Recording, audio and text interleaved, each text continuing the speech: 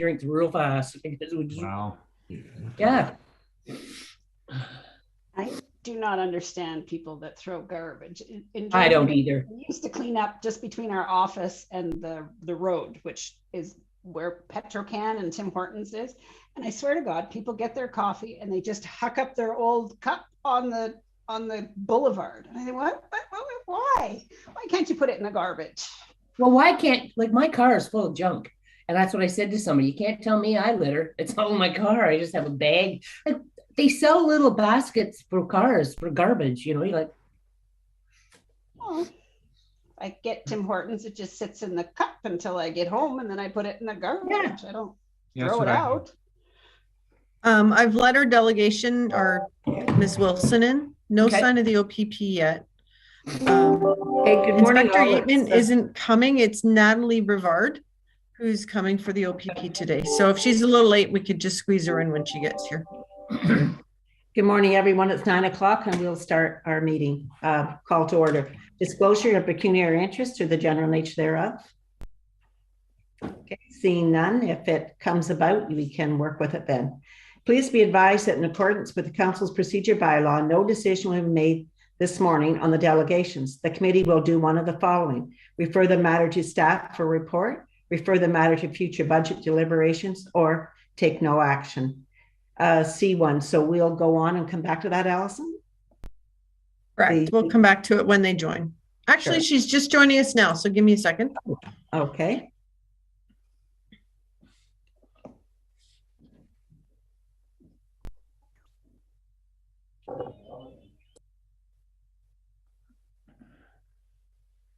So I believe Ms. Rivard, you're up first. Okay. Can you hear me? I just logged in. So we can hear you. You need a minute? Perfect. No, I'm okay. Thank you. Okay. So welcome this morning, and if you'd like to start your report, that'd be great. Sure, thank you. Well, good morning, everyone. It's a nice Wednesday morning today, halfway through the week. I just wanted to share some noteworthy with the information that I have today. We were just kind of covering here in the last quarter here. I have some various categories here to share with you. We were just kind of looking at crimes, other crimes against persons here. We had 14 occurrences in the last, sorry, I'm going to start with my video here. There we go. Yeah. That's a little bit better. My apologies. There, that's better.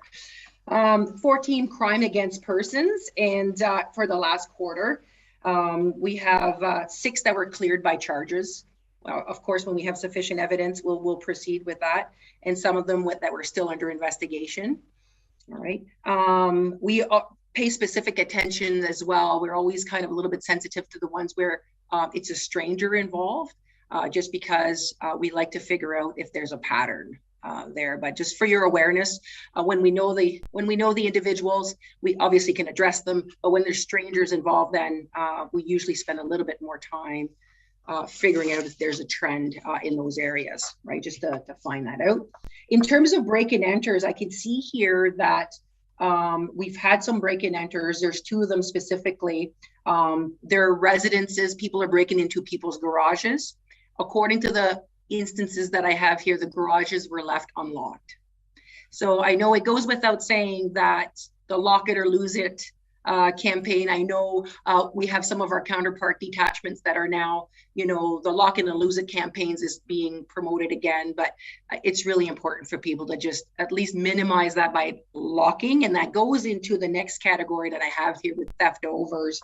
We're seeing an increase in theft over of items from vehicles as well. And it's not new, but it's such a simple act to lock your vehicle just to avoid those particular situations. So I can see that as well.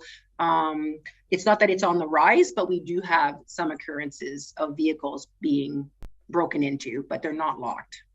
Okay.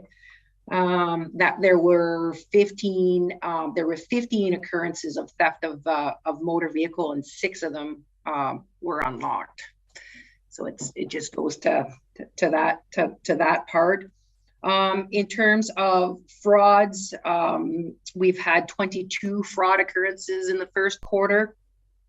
Some of them I've kind of heard on the news as well, with fraudulent checks, online frauds. Again, unfortunately, most of the time it's a certain demographic of the population that seems to be influenced or perhaps coerced to get engaged in those online frauds. So it requires a bit of education there for our individuals.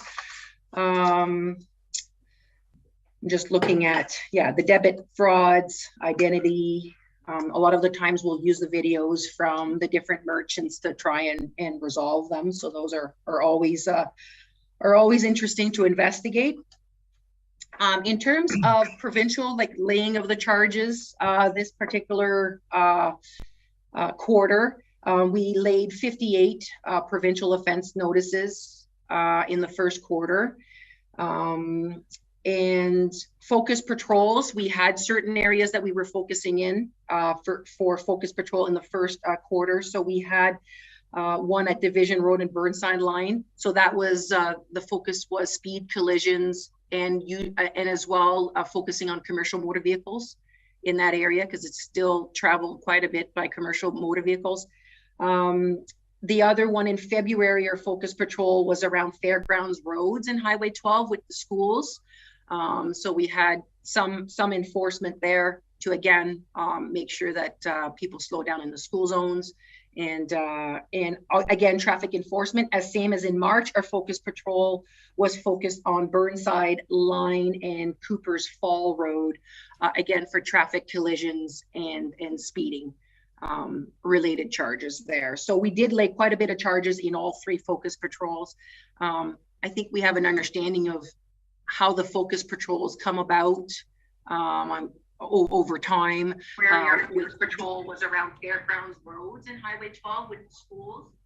Yeah, it was Division Road. It was on Division Road between Highway 12 and Fairgrounds. That particular focus patrol.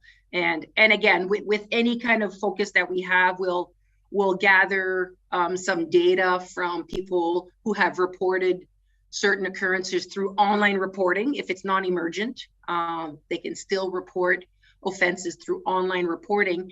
And just for your knowledge as well, when individuals report via our online system, and it pertains to one of our areas where there's potentially a possibility of an action being taken, we have a unit that just looks at online. They'll send it to the detachment.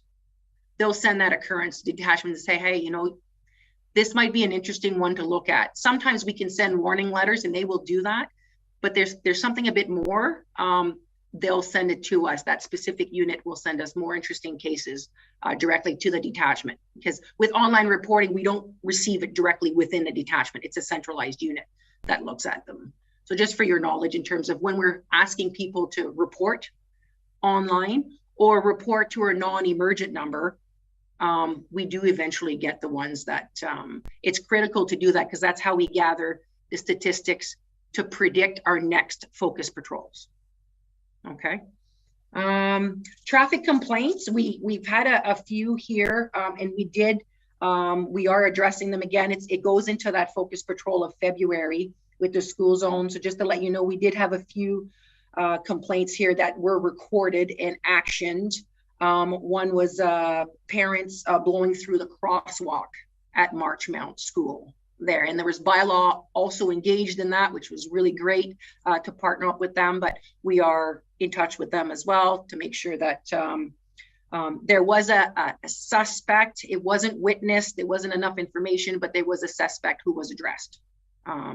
So someone that we kind of felt that needed to be spoken to. There's no harm in speaking with individuals, although we may not have all the evidence at times, but he was spoken to, just to let you know.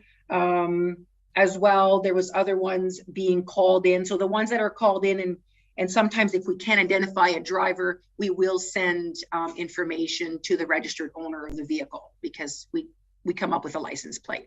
So that can also be another form of enforcement there, in terms of providing that household with some information that your vehicles have been identified, okay, when we can't identify the driver.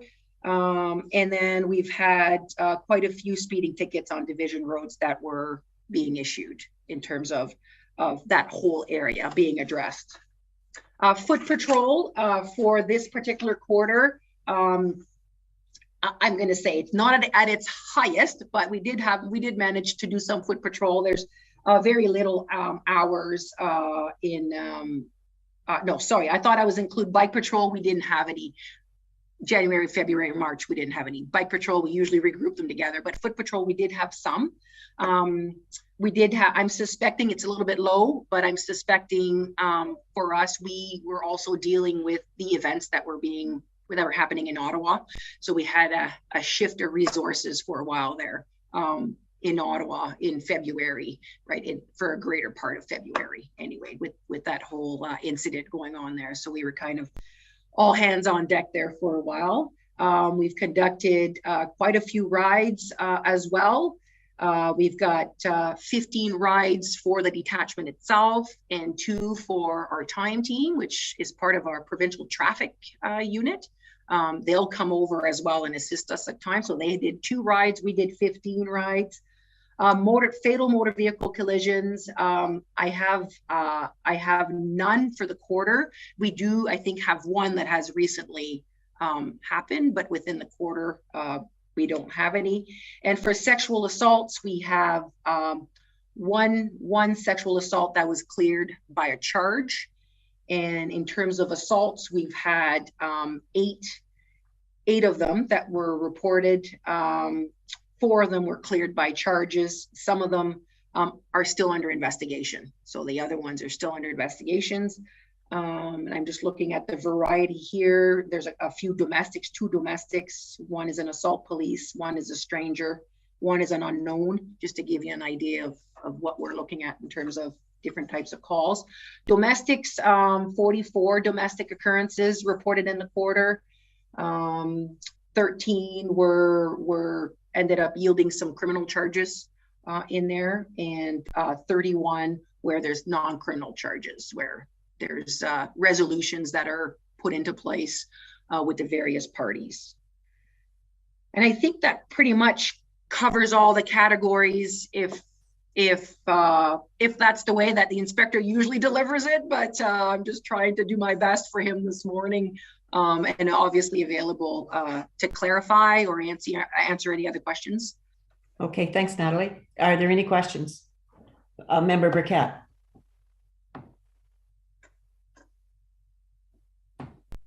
You're muted, Mike. Through you, Madam Chair, thank you. And I'm not sure how to address you. Is it it's not Inspector Rivard, it's Staff Sergeant, thank you. It's okay. Staff Sergeant Rivard, thank you very much for the update. I did ask one question, and you may not have an answer for it, but in Ramera, short-term rentals, they have a new bylaw which states that I think it's worded 2 people per bedroom. So if there's a complaint and they show up at a residence and there's 8 people in the house and there's only 3 bedrooms, my question is, does the OPP have the authority to remove those 2 people, and how do they pick those 2 people? Because I had a discussion with the Deputy Mayor of Ramera, and he's telling me that you have the authority to remove 2 people if 6 are only allowed to sleep there, which I found quite interesting. Yes, I was giving a heads up on some questions, but not that particular angle. So that is definitely interesting. I will look into it, and I will certainly return a response to you. I wasn't under the impression that we do have some authorities. I'm wondering in this particular case, what kind of authority we would have to remove them, but their bylaw states this, and I struggled with it because as an police officer showing up as a residence, how are you going to pick, and how do you know they're spending the whole night? Like, I just don't see it working at all, but thank you. Supplementary, Madam Chair, if I may, through you. Go ahead. I have another one. We have a police officer, a retired police officer that lives in the Marchmount area. I won't give any names. Okay. Our crosswalk that's there, and the struggle that we're having, and I don't expect an answer now, you can get back to me on it. Okay. The signs that are posted at the crosswalk are white. So they say pedestrian crosswalk, they're white. Okay. he has come forward and said that they need to be yellow. And I guess in some of the municipalities in Ontario, they are yellow. Now, we did have a conversation the other day with the MTO, our Director of Public Works, and myself, and I'm not sure of the position of this young lady at the MTO, but the reg that she quoted us does say that they have to be white and black. If I could get something in writing from your department, just so that I can pass it along to the retired police officer that is adamant that they need to be yellow. And I'm struggling because we need to follow the guidelines of the MTO. And from my understanding and the discussion that we had, they are to remain white with black lettering. So I just need some clarity on that, if I may, please and thank you. Absolutely. I've made a note of that when you were talking there, and I will follow up. Okay. 100%. Thank you. Okay. Member Briquette or Betsworth. Thank you, Madam Chair. Through to the Staff Sergeant, good morning. The member Dunlop and I attended the AGM on Monday night of Otis Park out at the fairgrounds. And during their summary, they were indicating not physical, but terrible verbal abuse by people that were attending the roller rink there. And this is becoming such a problem that they've been trying to get a retired police officer or someone else to help in the policing. It is so bad that it looks like at times there could be physical confrontation unless our staff back down. And these girls, when they're told to leave because of abuse to the leaders and language that is just absolutely terrible, they go into the washrooms and then they smoke pot. And they are causing all kinds of problems with a nice physical recreational use of our buildings, roller skating. And it's becoming such a problem that we can't hire anybody to go there to take the abuse. And unfortunately, I must say that most of it is girls, not the boys. The boys will fight each other. The girls will bully, and they are causing a real problem. So I don't know what the answer is. They don't. They made the appeal to the greater board of directors that were at the meeting that if they knew anybody that would take on the role of being the pseudo policeman there and try and do something, but it is overwhelming them. And I just wanted to make you aware of that because both the deputy mayor and I emphasized to them that it was emphasized in the meeting that they need to call the police if these people will not respond to directions, and they're so abusive and they won't leave. And I just want to make you aware of the fact that there may be an increase in that because it's an increasing problem that's ruining an activity there at Otis Park on Friday and Saturday nights. Thank you. Okay. I'm just not sure, perhaps, definitely if there's activity going on that meets the threshold, call the police. Like that's a for sure. No one should be abused or assaulted or in any of those cases for sure. You call the police and then we attend. Now, I don't know if it would be a possibility perhaps to look into hiring a security company for certain of the nights, if it's more prevalent on the Friday nights and the Saturday nights or whatnot. It's just a suggestion as you were talking that came to my mind, perhaps. Just Right. I don't know whether the member Dunlop wants to comment on it, but we both heard it, and it seems to be an absolutely terrible problem that's out of control. And yes, there is that opportunity to hire a security company, but again, they're running their Saturday night roller skating on a bit of a shoestring, and then we are looking for contribution, and that's an unwanted expense, of course, because it is expensive. But thank you. Definitely. Okay. The only thing I could add to that is that apparently they go into the washroom, and then that's where staff can't go. And that's where they're doing the pot smoking. So I don't know if the police are banned from washrooms too, but that was one thing they did comment on. So if you want to take that down too. Okay, Member Cox and then Member Taylor. Member Taylor was first. Okay, Member Taylor. Ladies, I was going to go ladies first, but that's okay. Good morning, Staff Sergeant. I had sent Inspector Yateman my notes, and what it is, it's the warm weather has brought the return of chaos at Irish Line and Tower Line Road. Yes. Careless driving, no helmets, speeding, noise. And I have a question that I'm asking that hopefully in the past, the OPP have made a presence there. And if you're looking to get your numbers up to catch some tickets on Irish Line, they're there. Yep. And then number two, the question I've got is, on a private road like Tower Line Road, which is on Crown land, does the OPP, can they lay any traffic charges on a private road? We can't, we don't really have a lot of authority on there, offensive such as if they're riding around yeah, it is challenging in terms of our presence usually will kind of deter some of the offenses there, but on Crown land on a private road, it is very difficult to enforce anything. I think there might be, I would have to check into it, but there might be something around with helmets, not wearing a helmet. But aside from that, it's very difficult because it's private property. Unless there's criminal activity going on there, that's completely different. But yeah, it is a tricky one. However, I did receive your inquiry, and I did pass it to our community mobilization unit, which does invest some time in that. And we have re-engaged the Ministry of Environment, our MNR counterparts. They oftentimes will patrol the area as well, just for an additional eye. And like you said, when there's presence, sometimes it usually reduces it. And our SAVE team as well, which is our specialized team with snowmobiles, ATVs, marine. We've re-engaged them as well, just to let them know of the concerns. Just again, and our own detachment as well, just to let them know it's back on. There are some activities going on there.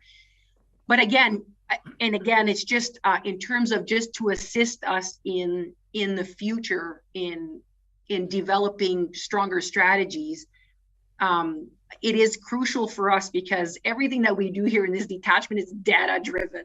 So we always have to support, because everybody will want more time, more resources in an area, and everything has to be supported with data. So for example, I did verify your area on the dates that you had mentioned. There's 5 dates that you mentioned. Yeah. There's not a single complaint reported. Oh. There's not a single call that came in regarding that, whether it's via online reporting. Sometimes with online, we'll get it a little bit later. It's not as accurate day to day. But in my system, we verify, had 2 different officers look at the occurrences that would happen within those times, within those days. Not a single one for what you just reported. So what is the, excuse me, what's the best number then for the residents? Because I know they call me and they said they've That's right. I know they call you. Yeah. And that is helpful in one way for you to bring it to us. It's the non-emergent. It's the 1-888 number 310-1122. And that, right? and that'll show up as in your database then. Absolutely, because the person calls in, there's a call taker. So those phone calls, even though it's not 911, still go to our provincial communication center. Okay. So that dispatcher takes all the details, where the complaint is, and it will be forwarded to the dispatcher of the area, and she'll dispatch someone. To tell you the truth, the priority is probably not as high as an assault going on or a domestic going on, but that is in our system and someone will eventually address it. If we address it, it's too late and everybody's gone by the time we get there, we'll clear it as such. However, that occurrence is still recorded with all the notes that the person was able to share with the call taker. Great. I'll pass that and remind them of the number. And I'm convinced that if you show up there with an unmarked vehicle about 11 a.m. on any nice weekend, Okay. you might get your quota filled there. That's all I can All say. right. Thank you very much. Thank you. Member Cox. Thank Yeah, through the chair to Staff Sergeant. Is there any chance with that issue at the roller rink that Yes. the police could do a drive-by and just pop in and walk around and make their presence known, like as a community policing effort on that? Because if their presence is there and they see them, or if they do call the police, I'm pretty sure that I've been in cases of different things in the past with that once you call the police once, they realize that the police will be coming, and then that sort of deters the next ones to start something. But I just wondered if that was a possibility, because I know many times we are told that there is a community policing effort out there, and if they could just sort of make their presence known as a walk around, that might help. Okay. No, I'll definitely mention that. That's the first that I hear of that, which Yeah, me in all too. reality, in all reality, unfortunately, it's not surprising, but I hadn't heard that myself personally of Otis Park, and I've been there myself with my kids. Yeah. So I understand, but now that I know, I will make it known and see what we can do. But by all means, if it gets too much, you call us. Call in a call for service. So it seems to be a verbal abuse, and you probably haven't heard about it for 2 years because they haven't been there's been no roller skating taking place. And they told us the other night, there's usually 4 girls. If 3 of them don't show up, the evening's good. It's golden. If the 4 of them show up in a pack, they said the language is unbelievable, and they will not take please leave, for instance. So I think Member Betzworth should just contact, you're still on that board for a bit, Member Betzworth. If you were to contact and let them know, that'd be great. Any other comments or questions? Member Burkett. Thank you, through you, Madam Chair, to Staff Sergeant Rivard. This is off the wall, and I don't expect an answer, but maybe some guidance. With our demographics and the people that have moved up here from the city, and it's prevalent on the waterways. If we have lighting that's obstructing one at nighttime, do you have it's shining right into their cottage? We have no bylaws to enforce lighting. It doesn't fall on the township, and we have no teeth, nothing that would allow us to show up at this person's place and say, hey, listen, you're bothering the neighbors with this bright light. Do you have any suggestions as to what we may or may not be able to do? And you can get back to us, because it seems This sounds like it's out of a movie. Well, it does. It's being inconsiderate to the other neighbors that are on the water, and most people that live on the water would put a light and let it shine down, not shine across into someone's bedroom or living room, and it's very frustrating. It comes back to us, and our staff are we have nothing. We have nothing in our bylaws that would allow us to go out there and tell people that you can't do this. And I'm just curious, would the OPP have something that may or may not work to, I don't know what the answer is. So can I just clarify, is it from the waterway into a cottage or from cottage to cottage? Cottage to cottage. Cottage to cottage. Correct. Across the water. Yeah, across the water. Yes, so the Severn River is narrow in some spots, and of course they're very inconsiderate. But as I said, the demographics are changing, and they just have no respect for the neighborhood, right? Okay. And just one other thing, Madam Chair, if I may. Go ahead. Our refund that we got in the mail from the Premier, I can't thank him enough. But now I'm curious, because the stickers that were on the license plates, you were able to track by a mobile car as to whether or not they had renewed them. What is the OPP going to do now that stickers are no longer required? Yeah, so what has happened with the removal of the stickers is additional vehicles with technology inside the vehicles, which is called ALPR, and they're cameras that automatically read license plates. right? Okay. So it's that camera system. So that was the trade-off, right? We remove this, but we provide police with this. So Is there a cost for those cameras? Sorry, is there a cost for those cameras, or did you have them all the time? we've had them. We've had a few in the past. They've always been part of our tools, but now as far as I understand, we were told we would get additional cameras.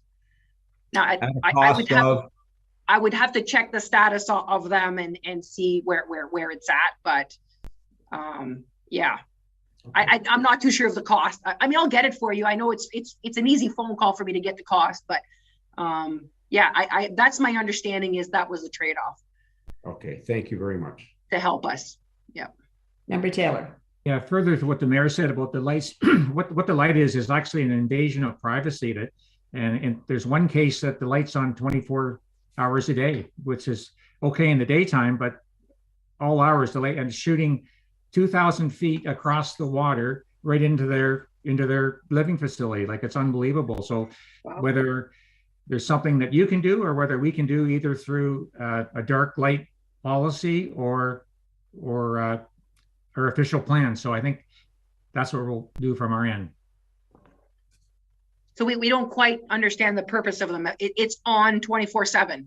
Yeah, I guess it's the owner's preference to have this thing on, and he doesn't care about harming the neighbors. So, Member Taylor, could you forward that picture you have to Staff Sergeant? Yeah. Just so she can understand the brightness of it. Yeah. Okay. If you can help us, that'd be great. And it's not far from Tower Line, but that's another issue there. Okay. Any other questions? Okay. Well, thank you very much, Staff Sergeant. And I guess you've got a lot of questions to answer back to us, and we'd appreciate it. I do. I have quite a bit of follow-up, and it's a pleasure. And in terms of following up, when I respond back, do I respond to yourself? I think Allison Gray. I see you on the meeting here, so I'll make sure I provide Allison with the responses and to be shared with everyone. That would be great. Thanks so much, Allison. Thank you. Motion. I do. The motion reads that the delegation from Staff Sergeant Rivard regarding first quarter 2022 OPP update be received for information. Mover and seconder, please. Moved by Member Taylor, seconded by Member Betzworth. All in favor? And that's carried. Thank you. Thank you again. Have a good day. Thank you. Okay, we'll move on to C2, Kristy Wilson, 12 John Street, regarding water bill. Kristy, if you can turn your camera on, you're on. It says the host has stopped my camera. Okay, start my video. There you go. We can see you now and we can hear you. Perfect. Hi there, dear members of council, Mayor Burkett, and fellow citizens. Thanks for being here to discuss a major problem we've experienced recently. I'm here with my partner, Antoine Bedard, as well as my father, Scott Wilson. And I've prepared a PowerPoint presentation to better describe the problem. So let's go ahead. I'm just gonna share my screen here. The presentation might run over by a few seconds, run over 10 minutes. Oh dear. Okay. Privacy. Oh, it's not. If you come down up to changes. Does Allison have it? She does not, but it's fine. Sorry, I'm not technologically advanced. Okay, this. No, come on. Sorry. No, it's overlapping. Oh. Sorry about that. Kristy, is this part of the letter you've already sent to us? It's not. It's really a PowerPoint presentation, and okay. It really gives great sort of visuals. Okay. Location services. Okay, so that should be good.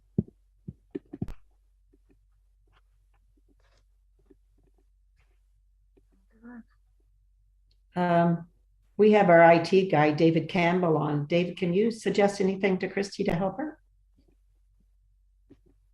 Hi, Kristy. So just to review what you did, you hit share screen at the bottom of the screen, and then you selected the window that has what you want to display. Yeah, it's just the system preferences says that Zoom is not enabled for that. Go back in the preference window you had. I'm trying, but it won't open. The settings. Settings, okay. Zoom. Allow it.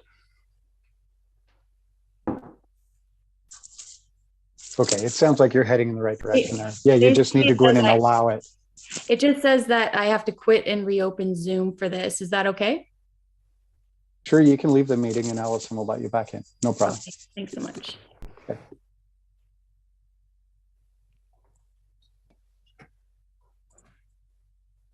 Sorry, everyone, that must be an Apple product.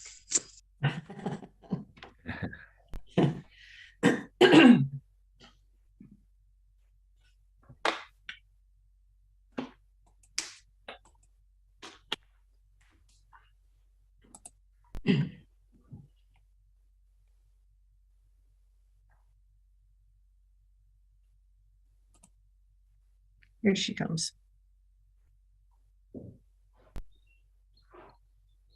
Hi there, I am back. So let's just, okay, perfect. I think we have it here. Sorry about that. There you go. You can see my screen here, right? Open up your and Chrome. So do you see the slideshow here? We do. You go ahead now, Kristy. Thank you. Okay, wonderful. So our presentation is called Little House $5,000 Water Bill because that's the issue that we bring forward today. To give context, we moved into our home at 12 John Street, Coldwater on August 10th of 2021. It's just the two of us here, Antoine and I, in this 2-bedroom, 1-bathroom renovated century home. Of course, we were cautious when buying and had to make sure the house was functioning in good condition before proceeding with this life-changing purchase. We hired Jack Brennan from West Brennan Construction before making an offer to do a home inspection in July of 2021. He checked for structural integrity of the building, including foundation and roof, then checked the windows, and finally did a mechanical inspection of the major utility systems like the furnace, ducts, electrical wiring, plumbing, toilet, and sinks. The house passed the inspection in every area, and we were given the green light to make an offer. We did so and won the bid. The house was now ours. After closing, we settled in and started doing the things new homeowners do, like unpacking, setting up our billing payments, and our post office mailbox. In mid-September, we received our first water bill for the 1-month period between closing day and the next quarterly billing cycle. The bill was $124, which follows the normal rate. I'm sure you can understand our shock and devastation when receiving our next quarterly bill at Christmas for $5,186, stating that we'd consume 943 cubic meters of water in 91 days. That would mean that we used almost 10.5 cubic meters of water per day on average, which is huge. We called the Township of Severn and immediately began a dialogue with Julie Purvis, who arranged for Township technician Ivan Gibson to come to our home in hopes of understanding the problem. Ivan ran several tests and could find no evidence of a leak in the home, nor any idea what might have caused this meter to read so high. After the inspection was complete, we called the township back, and Ms. Purvis recommended that we switch out our 14-year-old census water meter for a new census digital iPearl meter and send the old one back to the township for testing. The township advised that we would have to acquire our own plumber for the removal of the old meter and installation of the new meter. We did so on February 16th of this year by hiring PBM Plumbing to carry out this replacement procedure, as well as do a second inspection for possible leaks. When the inspection was complete, the plumber found no evidence of a leak anywhere, but had noticed during the removal of the old meter, signals from the reading plate led him to believe that the old meter was faulty. And that is stated here in this document that he wrote. We sent the old meter to Severn Township, who had the distributor WAMCO forward it to Atlantic Liquid Meter Testing in Vaughan. When speaking with the technician who carried out the test, Dwayne Rivet, I asked about testing procedures, and he said there's 4 tests carried out: a high pressure, mid pressure, mid-low pressure, and a low pressure test. All checked out just fine. Yet Dwayne told me it's impossible to run that kind of water through a house. He said it's got to be the reader or the register. I asked him if the test conducted with 1/3 of a cubic meter of water would detect intermittent water problems, since we're talking about 943 cubic meters over 3 months, not a little 1/3 of a cubic meter problem. He told me that if he had to run 10 cubic meters through his machine, it would take him 2 days. He also told me that we need to send the meter back to the manufacturer to check the register and take it apart, because he can't do that.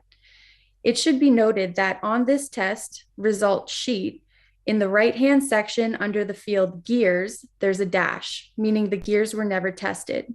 While studying this subject more, we learned that this meter's gears could be affected by other major problems, such as air valve issues. This is an article from Barnes Construction, and it says that in these meters, the air valve helps prevent air from traveling through the pipe towards the meter. Air that flows into the water meter can cause damage to the internal components and raise the water meter reading. When the water refills the pipeline, the air will be forced through the water meter, causing the impeller to rotate and also cause the gears to go very fast. Throughout this process, we've been told that water meters usually don't fail, and if they do, they slow down because of mineral buildup, but that's not necessarily true. In studying this subject further, we found that mineral buildup on census meters caused major problems in Faribault City, Minnesota in 2012. In an article published on the city's website, when citizens complained of disproportionately high water bills, testing of the census water meters uncovered that the problem was due to calcification of the internal components. It was discovered that when minerals build up in the meter, it acts similar to putting a finger over a garden hose. The water comes out faster, but the amount of water is usually less. The article states, though the amount of water did not change, the velocity did, which in turn made the turbine spin faster, showing increased usage. Please note that the internal components were never checked during the testing, as stated by Dwayne Rivet. To our knowledge, the township hasn't tested the meter reader either. It's also worth noting that there are several recent class action lawsuits against census for faulty and defective water meters, causing massive, inexplicable water bills. In this article published by the Atlanta Journal-Constitution, it states that in 2016, Census Corporation was court-ordered to replace 47,000 meters in DeKalb County, Georgia, after citizens complained of excessive water bills that reached over $3,500. The Commission of DeKalb County also granted the county's finance director greater flexibility to reduce inexplicably high water bills. In March of 2018, Census was court-ordered to replace 4,667 water meters in St. Johns County, Florida, for the exact same reason. And again, in 2017, Census was ordered to replace 1,300 faulty meters in the city of Lake Wales, Florida, after complaints arose of massive water bills. So we're confident that the act of switching our water meter also proves our case. Our old water meter averaged 10.36 cubic meters of usage per day, but after switching to our new digital reader, we're averaging 0.28 cubic meters per day. Nothing has changed in our home except for the water meter. This is a visual representation of what 10 cubic meters looks like, as opposed to 0.28 cubic meters, which is the aquarium that's on the right-hand side here. In the blink of an eye, we've gone from an industrial farm silo worth of water down to only a small fraction of that amount. Again, the only change is the water meter. This is what 945 cubic meters looks like. It's an absurd amount of water. That's the size of a grocery store. We keep hearing that a leaky toilet can cause overconsumption, but we don't have a leaky toilet. We never did. And by our calculation, we'd have to flush the toilet 2,138 times a day for 91 days to consume that much water. It seems like every time we talk to township officials to question this amount of water, we're referred to this diagram. It states that a 1/16 of an inch leak could waste 3.57 cubic meters of water in 24 hours. This diagram seems to be the platform used to quash any doubt on the subject, but it did seem dubious, so we conducted our own tests by running our laundry sink tap full blast to fill up a 5-gallon pail. It took just under 4.5 minutes to fill. We ran the test 3 times. Based on this test, we calculated that even if this tap was running at full capacity, 24 hours a day, 7 days a week for 91 days, it would still only consume about 500 cubic meters, not 943 cubic meters like we were billed for. Our laundry tap faucet is much larger than 1/16 of an inch. This diagram does not accurately reflect the magnitude or the reality of our situation. The diagram that should have been referred to is this one. This is the chart that comes directly from the Coldwater Summary Report for 2021, which is provided by Severn Township. It shows the monthly distribution flows for the entire town of Coldwater in 2021. So we added up the total number of, we added up the total number of water distribution in cubic meters for the town during the months of September, October, and November, which is the cycle for this bill.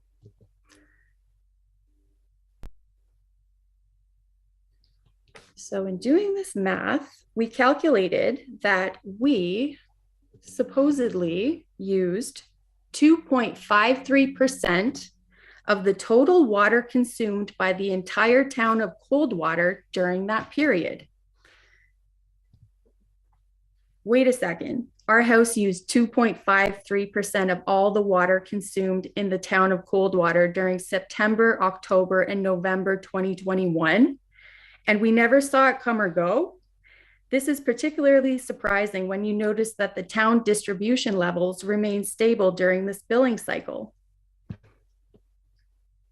In summation, this is an appeal to common sense, and we ask for your help, Council. We ask that this egregious $5,000 bill be reduced to the regular quarterly rate because we know it's a mistake. It never passed through our home. We've confirmed with the technician who tested the meter that the wrong type of test was conducted. We've also shown evidence of prior legal cases against census water meters for the exact same problem that we have. We've had 2 professional inspections reporting no leaks both before and after the problem arose. And after Ivan Gibson from the Township of Severn also couldn't ascertain that there were any issues, we are certain that either the water register, wall mount, or the reading instrument caused this error. We're happy that our new digital meter is reporting regular consumption now, but we cannot accept the previous reading as factual. It doesn't make any sense. And that's our presentation. Okay, thank you. If you want to take that down, I appreciate that. Mm-hmm. And I just wanted to possibly make one further comment in the size of their home. In the 91 days, and we're assuming that day 1 through 91, the 91st day, that this was even the even water meter reading, which is not the case. It probably spiked towards the end. But to give you an idea, this home, which is about 1,100 square feet, would have filled up almost 4 times full of volume, the full 2 floors of this place. It would have floated down John Street into the Coldwater River. There's no way that they could have consumed this kind of water. It's impossible. And thank you very much for putting this on your agenda today. It's been stressful. Yeah, you deserve to be on the agenda. Questions? Member Cox, go ahead. That was a great presentation. A lot of pertinent, wonderful information. We can't make a decision on this today. We can only do 3 things as was stated at the beginning. So what I would like to suggest is that we refer the matter to staff for a report. I would like some answers on this information that you have given us, this thorough information that you have given us. And I want to thank you for coming forward with this because it could maybe help us in the future. Thank you. Thanks, Judith. Any other comments? So Kristy, who has that meter right now? The Township of Severn. Okay, so again, you've brought a lot of information forward to us, information we've never seen before. So appreciate that. And I think Allison Gray, if there's no more questions, Allison Gray will have a motion and we'll move forward with this. Thanks again, Kristy and family. Thank you. Okay, so the motion reads that the delegation from Ms. Wilson regarding the high water bill at 21 John Street be received and referred for a staff report. I need a mover and a seconder. Moved by member Cox, second by member McIntyre, all in favor? And that'll be carried. We'll get back to, somebody will be getting back to, I guess, staff, Kristy, but I'd like our committee to know about this too. Thank you. Okay, Thank you. Have a good day. Consent agenda. Does anybody want to pull anything on the consent agenda? Member Taylor. Yes, I'd like to ask that D 2.3 be pulled out for new business, please.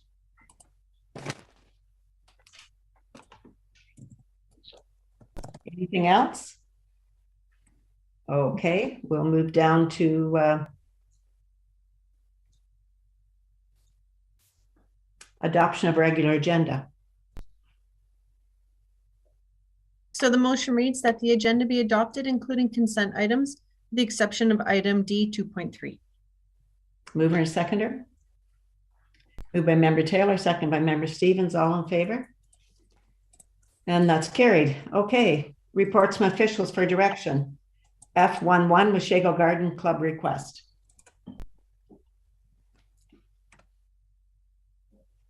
Who would like to? There's Derek. Good morning. Good morning, and good morning, committee. Yes, so this report actually is just to give you, just to give council a heads up that the Washago Garden Club has been struggling, I guess, to provide the resources that they had in the past, and staff are recommending that we do use our existing operational budget to provide additional watering of those flower gardens. That sounds good. Yeah. Any comments? Okay. Allison. Thank you. Excuse my phone ringing.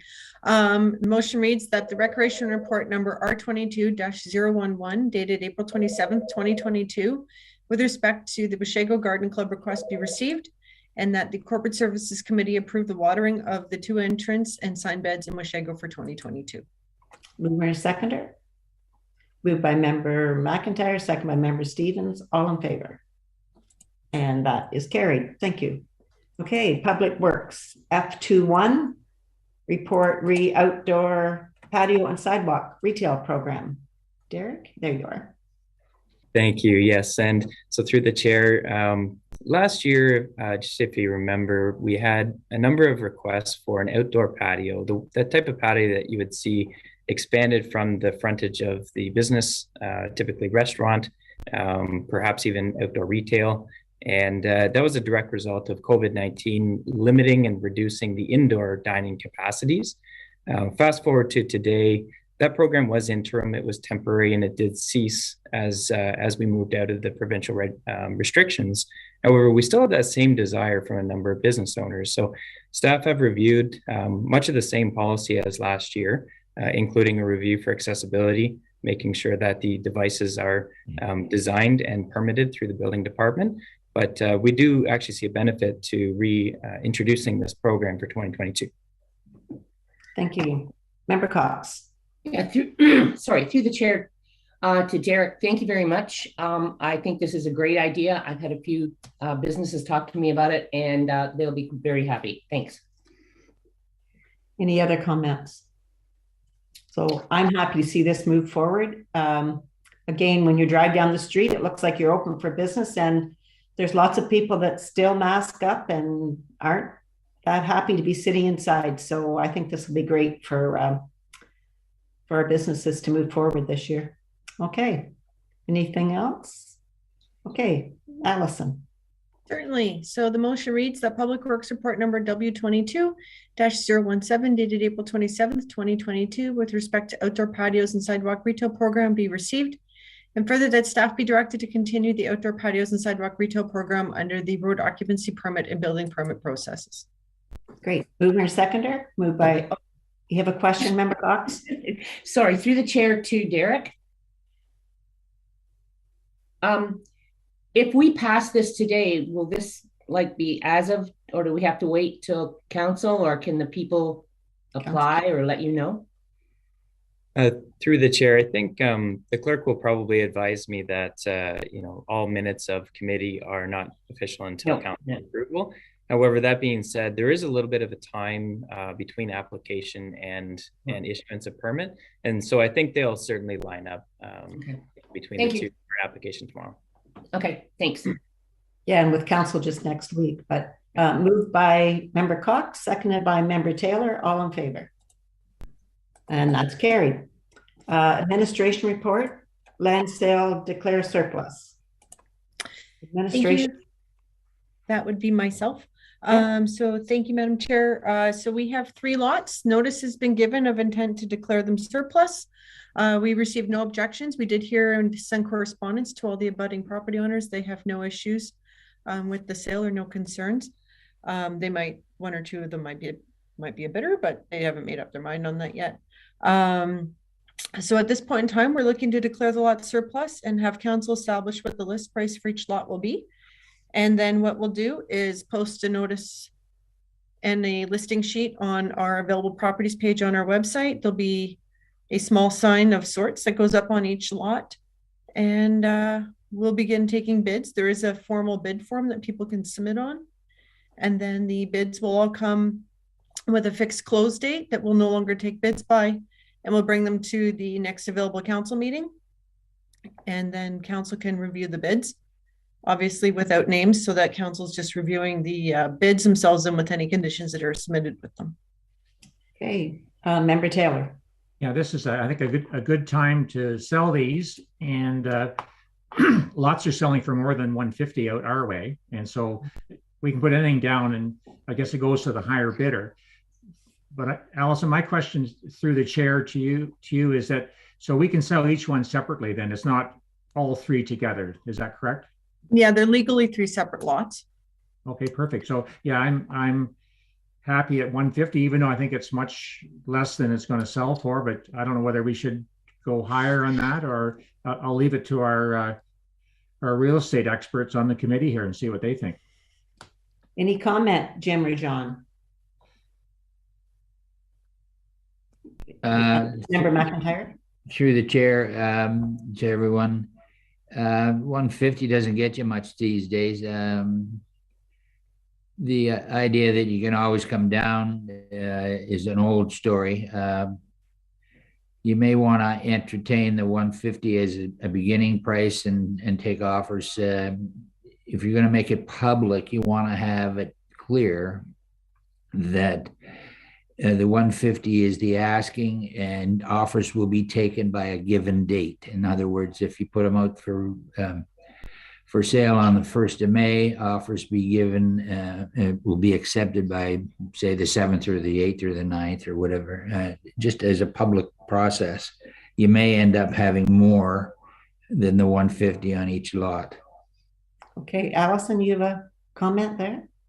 Certainly. So that's entirely staff's intent, is that we post them for sale publicly. They'll be available on our website. We will not be listing them through realtor.ca, but we will be putting out a notice through social media advising anyone that's watching that we do have lots for sale. And then on the submission page, it does say that bully offers will not be entertained and that bids will be accepted up until this date. And then the entire list of offers will be brought forward to council for them to choose yay or nay, yay or nay, yay or nay, and proceed from there. The listing and the bid form have both been reviewed by our solicitors. Okay, Member Burkett, you had a comment? Thank you, through you, Madam Chair. And I'm sorry, I can't remember if these lots were lots that we actually could put homes on. Like, so they could just walk in, buy the lot, and apply for a building permit, and away they go. Is that correct? Allison? There may be, like any building lot, there might be some planning work they need to do depending on what they want to build or where they want to build with respect to setbacks, or because they've got to be able to fit their septic and their well on the property. But given that these lots are the same size as the others in the neighborhood, we know that that can be done in their existing lots. So they have met all their current planning requirements. But again, it's all going to depend on the applications that come in as to what people want to build, as to what additional steps planning requires under the building permit process. So supplementary through you, Madam Chair, if I may, to either Jim or John, at 150, we all know that you cannot buy, to Member Taylor's comment, you cannot buy a lot for 150,000. So are we asking too less? Like the lot just sold on Agnew that needs fill, that's nowhere near what these lots are, for 390,000. So why are we asking 150 based on a recommendation that came from Scanlon, that they think it's worth 150? I'm just curious. Hear from either John or Jim. Member Bettesworth, would you like to comment on that? Thank you, Madam. Thank you, Madam Chair. That on the surface, that does seem to be too low, but having gone through a recent real estate transaction, I will tell you that your value is going to come out of the bidding process, and you make it low enough like that to get people to come in, and the bidding process will get you market value for today. And I agree with Jim, it'll probably be a lot more than 150, but that will encourage massive competitive bidding, and you'd be surprised what you're going to end up with. Member Cox, did you have your card up at one time?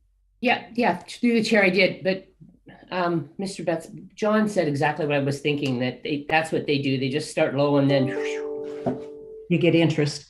Member Taylor. Yeah, I'm sort of swaying through the chair to what the mayor was saying there. But if we start low, and this is a fixed, like it's not fluid. So if people think it's 150, like I think we should be starting at 175. That's what I think. McIntyre. If I missed it, I'm sorry, but has there been appraisals done on these lots? Somebody mentioned Scanlon did some kind of work on it or whatever. Through you, Madam Chair, all three lots have been appraised by Scanlon and Associates. So lot 57, which is the lot right at the corner, which is a bit slightly larger, came in at 155. Lot 58 is 150. These are all in 100,000s. And lot 59 is at 150 as well. So, Member McIntyre. Supplementary, Madam Chair. I wondered if we could get a second appraisal on it, or even have an opinion of value from a local realtor or two. 150 doesn't make sense to me at all. I don't understand where they came with the 150 figure, even though they may be looking back a year or two or more for what may have been comparative sales. That market has, that ship sailed quite a while ago, and 150, I agree with Member Taylor, you don't get very much for 150 anymore. And Member Burkett. So I think possibly, and John may or may not agree, but I think that we may be wise to take a second opinion from a local realtor and having them know they're not getting a listing, but their wisdom would be valuable to us, I think, at this stage. Because it says right underneath that, staff are seeking committee's direction. So if our direction is to move these prices up, I can't agree more. I don't know, a lot just sold in Coldwater for 300. Like, come on, you're getting a nice rural lot here. Member Burkett, you had your card up again. Thank you, through Madam Chair, to both of your points exactly. Realtors now are looking for lots to list, and listing these. And I understand Member Bettesworth's comments. Yes, it'll be a bidding war, but again, I don't want to scare someone away to think that these lots maybe are well, not undervalued, but maybe something wrong with them. Like, I would rather have another realtor look at them, because I think asking 250 or 300 is not out of the question. And there was another lot that was for sale up on Goldstein that is nowhere near what these lots are. They asked 259, it sold for 279. That's what they sold for. The only thing we have to look at for a country lot, they've still got to put water and sewer in. So when I mentioned cold water at 300, they've got water and sewer at their gate. But anyway, Allison, then Member Cox, and Member Betzworth. Thank you, Madam Chair. So just a couple things to bear in mind is that if council wants another opinion, that will take longer to list these properties, and we are going into building season. And there are steps that whoever buys these are still going to have to undertake before they could build. And two, the closer we get to August 19th, the less chance there is that council can deal with these land sales. So if we delay going out to get a further opinion later on and have to bring it back at a later meeting, council may end up getting close to the line where they can or cannot deal with sale of land. So just bearing in mind the year that we are in. So I question if somebody was to buy it tomorrow, how long it would take to get a building permit. Yeah. So that's okay. Member Cox was next. Oh, yeah. If you go to go ahead. And then CO Kennard. Go ahead, Member Cox. If you go to page 14 of this report and page 15, it's this appraiser talks about a supply and demand factor, and says it appears that large contributor of increasing value. The end of April showed a shift in the general marketplace, and although market remains strong, there's been some softening of demand. Vacant residential lots, they reviewed all vacant lands comparable in Tay and Oral Madani. And there was also a comparable about wetland, and they talked to somebody in the area, and there is dampness of soil concerns bringing in line with other comparable. So there's a lot of comparables in here that are saying, according to this appraiser and I don't constantly always agree with them, but I understand where he's coming from, and it's out in the middle of nowhere. Now, some people may like that. The neighbor may like that. They may just buy it so they can have it and put in a bid. But they did do a rationalization on why they gave those prices. CEO Kennard, then Member Taylor, then Member Burkett. Thank you. I was just going to say, I agree with Member Betzworth, because I've also recently sold my home, and you could put $1 on it and people will bid what they want to pay. So it's so competitive right now. So put a number on it that council's comfortable with. If it's not 150, maybe it's 175, maybe it's 200, but the market will dictate what it goes for. So I don't know that you need to put too much more energy into having it reviewed again. So if we just, each one of us kind of throw out a number, I know Member Taylor's next and then Member Burkett, but if we could come up with a number that we'd be pleased with today, like I'd be pleased with 199.9. Yeah, just for the record, the mayor was ahead of me. Okay. The Member Burkett. Thank you, through Madam Chair. What is the urgency of it, Madam Clerk? Why is this so urgent that we need to unload these 3 pieces of property when land is so scarce and I can only see it going up in value? Is there? And I'm not in favor of getting another realtor's opinion. I'm happy to up what we're asking for it, and ultimately it needs to come back to council for approval. Correct? Is that not what needs to happen? Member or Allison, go ahead. Thank you. So there is no rush in one respect. This whole process generated out of a land sale inquiry that we did receive from another individual who put in an inquiry to purchase these lots. Given that they are buildable lots, then we fall into the process where we would list them for sale rather than just, if it wasn't a buildable lot, like a road, like a skinny little piece, they would probably have the opportunity to buy it. But given that it's a buildable lot, they will have to bid like any other bidder. So that's what drove this inquiry to come forward, is that we did receive a paid land inquiry with respect to these lots, which is what brought this process forward and drove the last report. Again, the only thing that is a bit of a clock on this, Member Burkett, is that we do have the date coming up where council can no longer deal with the sale of land or acquisition of land. And after that date, you're kind of stuck till to the start of the next council term. So it's entirely up to council. With respect to a close date, I actually would propose that we post the listing at whatever price value council decides at, and that we entertain bids until noon on May 31st, and they come straight to council for the June 1st council meeting, and then council can decide then. But that was the process I was saying, which is the next council meeting for council to actually award. So It's entirely up to council how you choose to sell your property.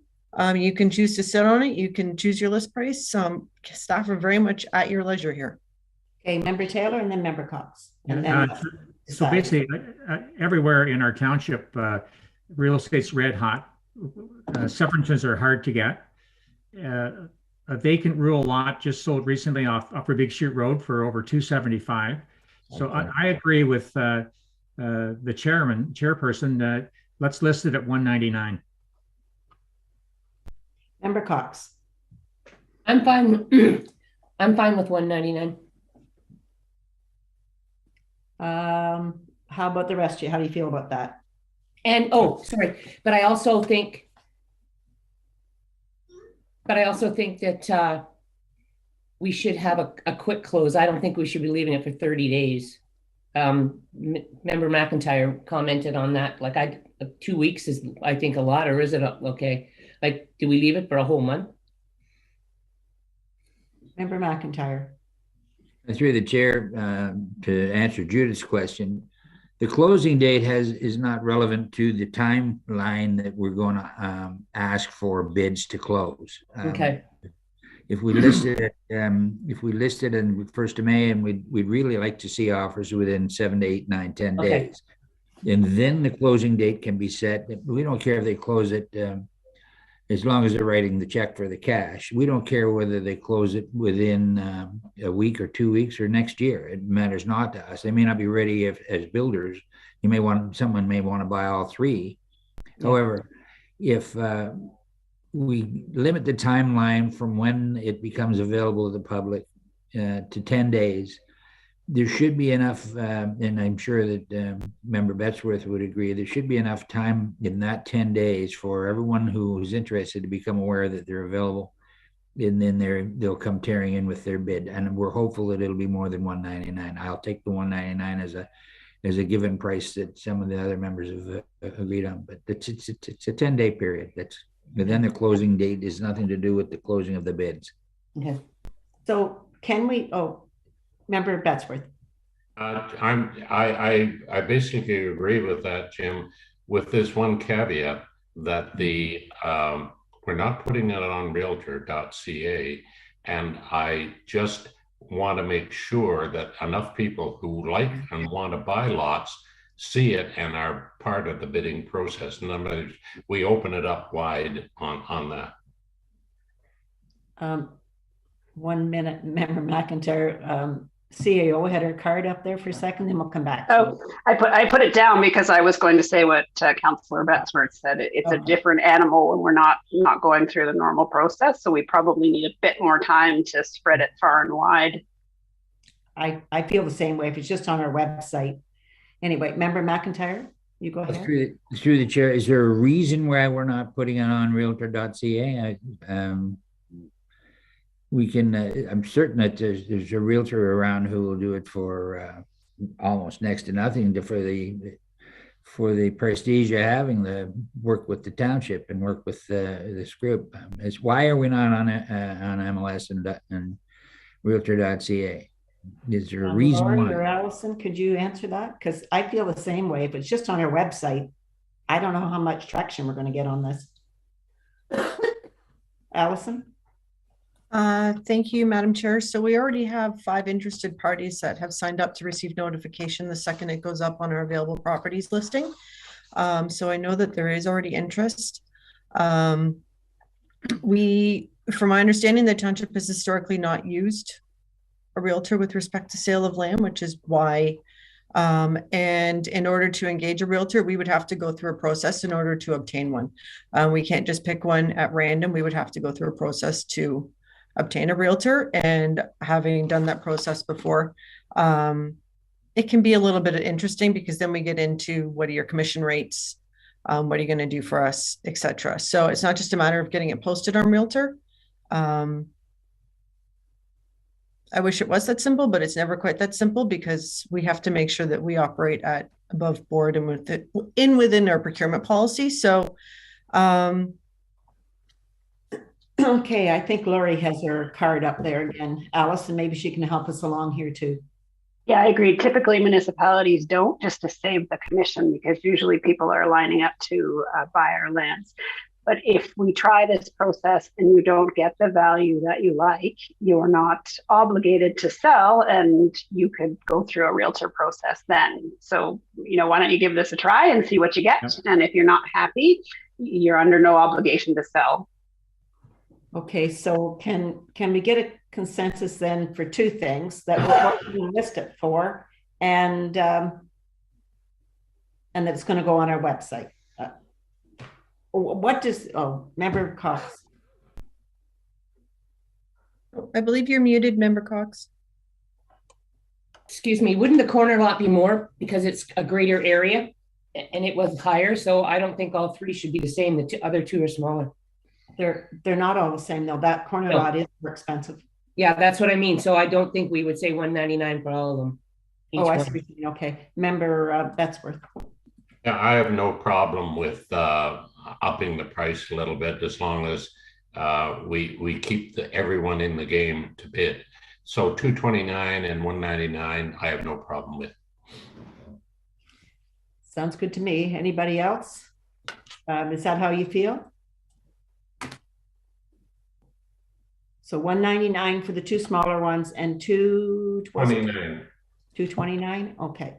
For the corner lot. Okay, and then if council would like to have a shorter frame for when they entertain or review bids, rather than leaving it until the next council meeting, I can close it the night or the day before planning and development.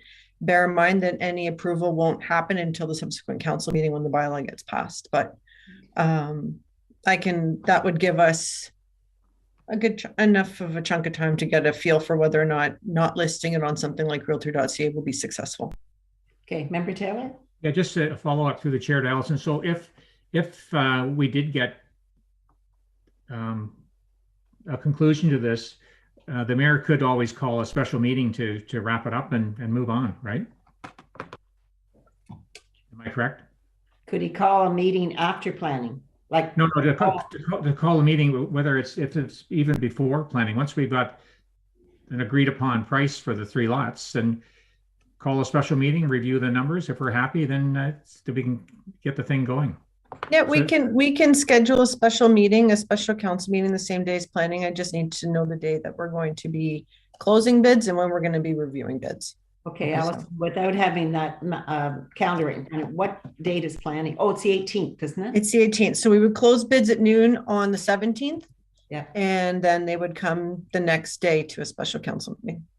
To plan, it would come to planning, and then we would ratify it with a following special council meeting. Yes, or we could do the whole thing just at a special council meeting if we're going to do it that way. On the 17th. Okay, so can you, Member Betzworth, did you have one last comment there? No, I was just going to say we should leave it open as long as we need to, because we can't get approval at a planning meeting. So we might as well go to the date that we are going to make a decision on. But that's up to you. I think that's what Allison could read the motion that she's got there, and if we need to change it, we can. Go ahead, Allison, if you got something down there now. And one moment here. If you could put it up on the screen so we could all visually see it too, it helps. I don't know how I can do that, but most of the motion's already in the staff report. So give me one moment here and I'll read it out to you. Okay, so the motion reads, most of it again as written in the staff report, that administration report number A22-013 dated March 23rd, 2022 regarding land sale declares surplus for sale lots 57, 58, and 59, plan 1323, known as 1656 Trader Cowan, be received, and that lots 57, 58, 59, plan 1323 be declared surplus to the needs of the municipality and sold. And further, that lot 57 be listed for sale at $229,000, lot 58, $199,000, lot 59, $199,000. And further, that bids are required to be submitted by 12 noon on May 17th, with bids to be considered at a special council meeting on May 18th. Okay, is everybody okay with that? Does anybody want to change anything, or is that good? Okay, we need a mover and a seconder then. Moved by Member Taylor, seconded by Member McIntyre. All in favor? And that's carried. Thanks, Allison. Thank you. Okay, we'll move on to F32, summer parking. Thank you. This is pretty much more just a wrap-up report and closing it, hopefully. So staff inquired to the City of Orillia what their plans were for their summer parking program. And you'll see further to the correspondence that's attached to the staff report that at this point, they have no plans to do, I'm going to call it their enhanced parking program for the downtown areas and park fronts for City of Orillia this summer. So as a result of that, staff are recommending that we discontinue the parking permit program in Washago. Anybody have any questions on that? Okay, mover and a seconder, please. Moved by Member Cox, second by Member Stevens. All in favor? Oh, I'll just read the motion for you, Madam Chair. I thought you did. Sorry. That's okay. I thought all that. The motion reads that Administration Report number 822-017 dated April 27th, 2022 regarding summer parking be received, and that the township discontinue the parking permit program in Washago. Okay, so you have the mover and seconder, and all in favor. And that's carried. Thank you. Okay. So do I go back now to D23? Sorry. No, we'll deal with G1 and G2 first, and then we'll deal with it after. Okay, thank you. Okay, new business, G1, correspondence from Minister of Seniors and Accessibility Seniors. Who's speaking? Are you speaking to that, Allison? It's a fairly straightforward matter. I'm just looking for a nomination for Senior of the Year. Member Cox. You're muted. Sorry. I would like to nominate Don Westcott, sorry. I know it's posthumous, but I believe that he would have deserved it if he was here today for all the hard work he's done for Washago. Allison. Can we do that? And unfortunately, the individual still has to be alive. Well. So what about Kathy then? Because is she still working with this? How do you feel, Jim? And do you have somebody that? Well, at first blush, I would have agreed with Member Cox through the chair. I would have agreed with Member Cox. It was my intention to bring it forward for Don Westcott. However, the clerk has made it clear that that's not possible. Yeah. We're talking about a senior throughout the whole township. Is there nobody in any other ward got anybody that they? I mean, I'm not against Kathy. Don't get me wrong, but you know, there's multiple other seniors who I think we should be considering. Can we leave this open for a little longer period of time? Do we have to decide at this meeting who we're going to nominate? Allison?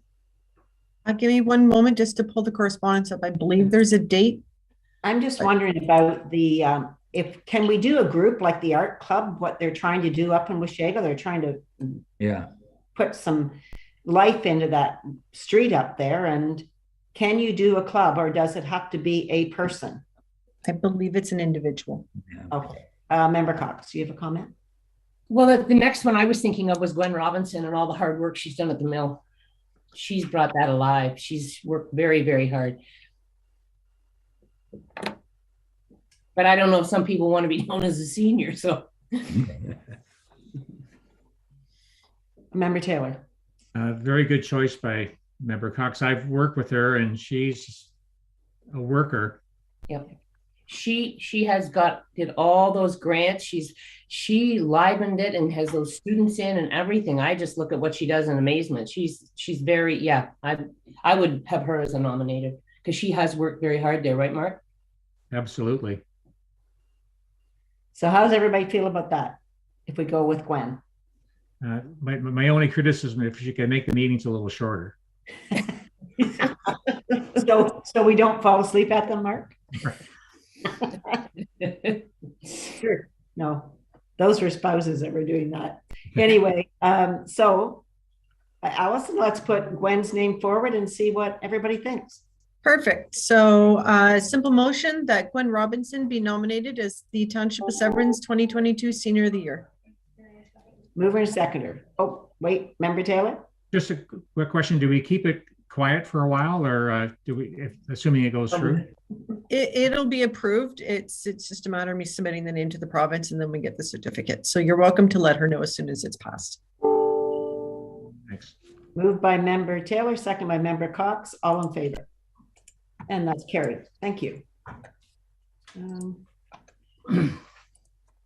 Okay, back now, right? Allison to D23?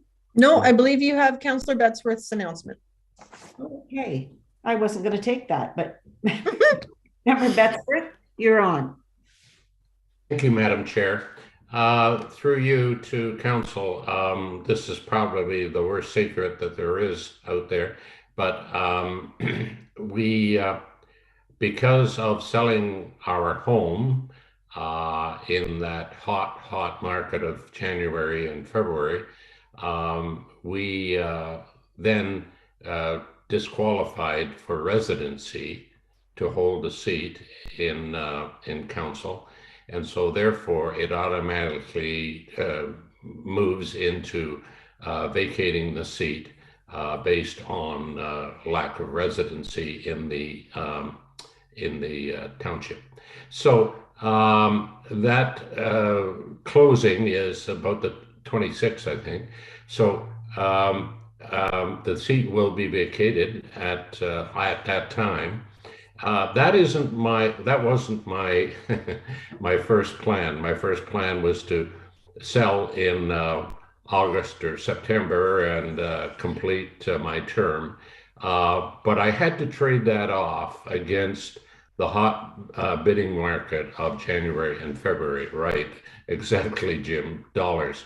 And it's not $10,000, it's hundreds of thousands of dollars. So the decision for a half Scot was very easy to make, and therefore we made it, and it's in our best interest because we also bought a condo privately, and they needed to close, and we needed some bridge financing. So anyways, it all worked out, but unfortunately for me, it's a great disappointment because I like to generally finish things that I start. And whereas it would come as no shock to anyone that I wasn't going to rerun in October, nevertheless, I wanted to finish this term. But that's not possible, and I understand that we're governed by the Municipal Act, and therefore I have to abide by that too. Now, unfortunately, in a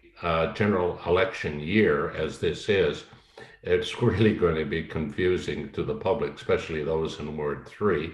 And for the candidate that obviously will be selected through the selection process of asking for resumes. And so it'll be very confusing because that person, if they wish to continue and on after the end of this current term, are going to have to immediately start and mount a campaign as well. But really, I guess that's not my concern. I'm just saying it will be confusing to the residents, but those are the rules, and there's no way that I could jigger something that may or may not be totally truthful. So I feel this is the cleanest way to do it, and therefore, with great regret, I'll be here for the next 2 or 3 meetings, of course, during the month of May. But we're making this announcement now so that Allison get on with what she needs to do in the formal aspect of making changes. So that's my reason. That was my reason, dollars and cent wise. It was not my heart. But that being said, that's reality, and I trust that I will finish at least the month of May, and be a benefit during that time. Thank you very much, Chair.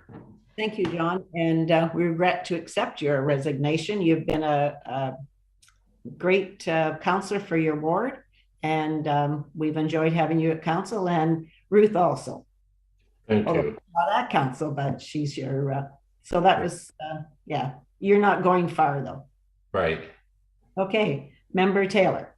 Yeah, I'm sad but happy. I thank you for your years on council, John. And then you came on initially with a resume, and we selected you, and we made a good choice. And you've been a great asset to the township. And I want to wish you and Ruth all the best in our neighboring city here, and hope you don't annex any of our property when you move over there.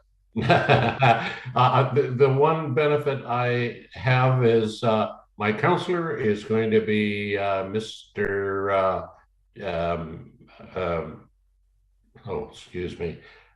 Campbell. And so I have the privilege in next election of voting for him as my counselor. I will say that at the AGM on Monday night, I made that announcement to Otis Park, which they immediately jumped on and decided I could still join in the fall as a volunteer. And also I made the announcement last Thursday at the Physicians and Surgeons Recruitment Committee, and I have received very warm condolences and best wishes for the future. So the announcement has rolled out nicely, and I appreciate Allison's counsel as we've gone along. Thank you. Okay, Member Burkett, and then Member Cox. Thank you. Through you, Madam Chair. John, sad to see you go. I've known you for a quarter of a century. You've been an asset to this council. I want to thank you for all those years of service to Severn, and I wish both you and Ruth the best in the city of Aurelia. Thank you, Mike. Member Cox. Did you? Yeah, I just want to add to that I agree with the two previous speakers, and I think it's a good move. I get where you're going, and you're going to have a nice condo, and you'll be in Aurelia, and we'll miss you here. But you make your choices, and you've had a good run here. You started in 2004 as a run. Yeah, it's been 6 years. Yeah, and then you came back, and yeah, so that's great, and all the best to you and Ruth and your family. Thank you. Hey, Member McIntyre. Through the chair, I'd just like to echo everyone else's sentiments. 2.5 years with you, John, has been a delight. I really enjoyed your meetings when you chaired various meetings along the way.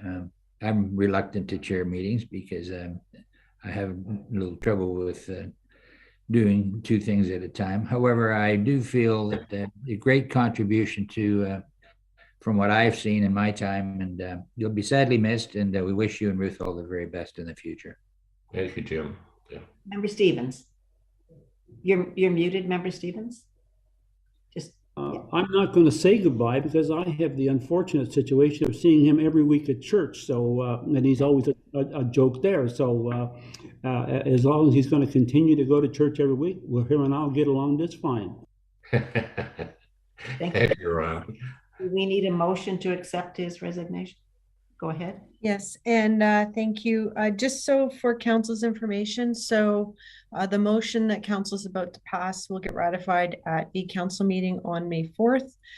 We will proceed to post the ad looking for folks who are interested on May 5th. There will be a webpage with everything, just like we did with Councillor Valakut Thompson's vacancy. Nominations will close on June 9th. And then I'm looking to see your availability. We're looking to hold a special council meeting on June 23rd. So it's the day after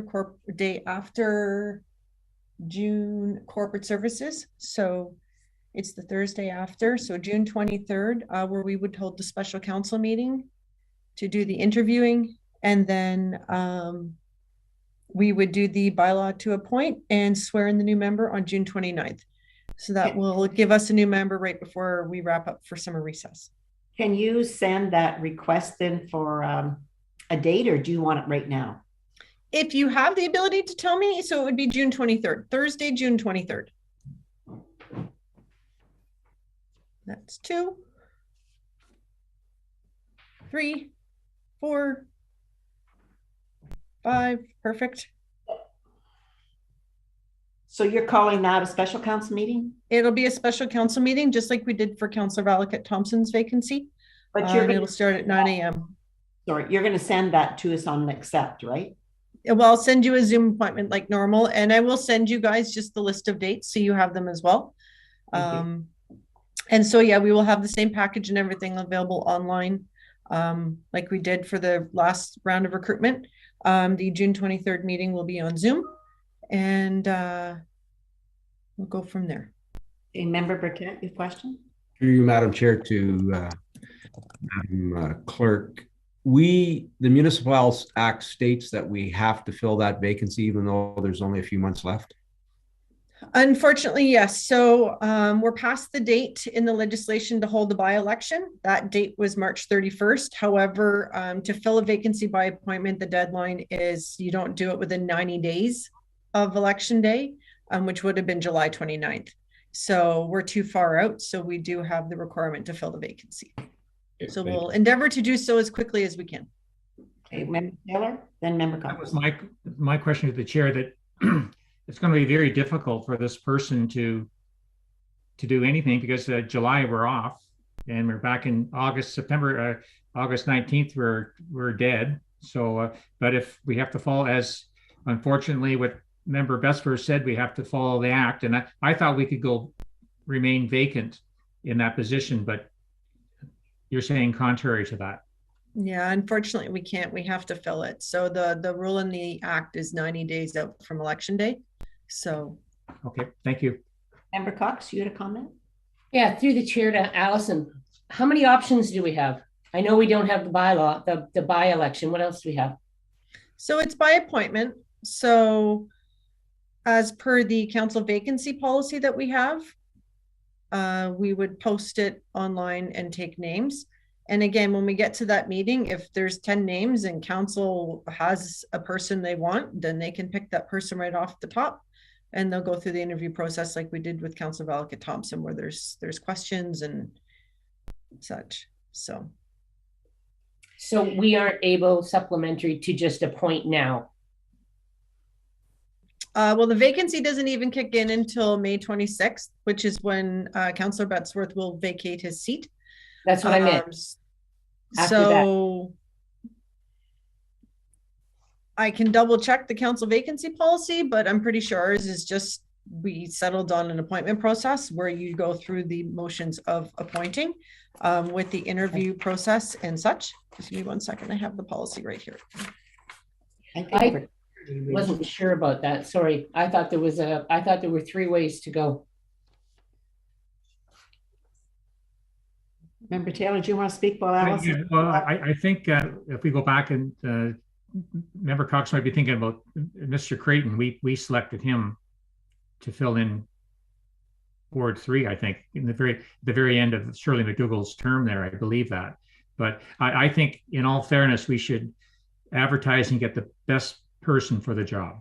Okay, that's fine. I just didn't know what the rules were. Historically, Councillor Cox, there were 3 options. You could do by-election, or there were sort of 2 options for appointment. You could go through, I'm going to say, the recruitment process and such, which is what is in our council vacancy policy. Okay. Or there was the other option where just a name is brought forward and they are appointed. Okay. But that option is not in the policy that council chose to adopt. So we will go through the process we did 2 years ago. Well, that's fine. I just wanted to make sure that we were following the rules. I know we would be with the clerk making sure we were okay. Okay, Allison, do we need a motion there then? Certainly. So I will just read out the motion. So that the announcement from Councillor Bettesworth regarding his resignation from council be received, and that the council for the Township of Severn accept with regrets the resignation of Councillor Bettesworth as Ward 3 councillor, and further that pursuant to section 2621 of the Municipal Act, that the council for the Township of Severn declares the Ward 3 councillor seat to be vacant effective May 26, 2022, and further that staff proceed with the process to fill the vacancy by appointment. Okay, mover and seconder. Moved by Member Stevens, seconded by Member Cox. All in favor? That's carried. Now, finally, we can go back to D 2.3. Member Taylor. Thank you. I just see on my cell phone, I'm getting a call from Nepal. From the what? From Nepal over there in the Himalayas. So it's crazy. Anyway, okay. I thought I'd pull D 2.3 out and thank the mayor for responding to these questions by the NDMNRF.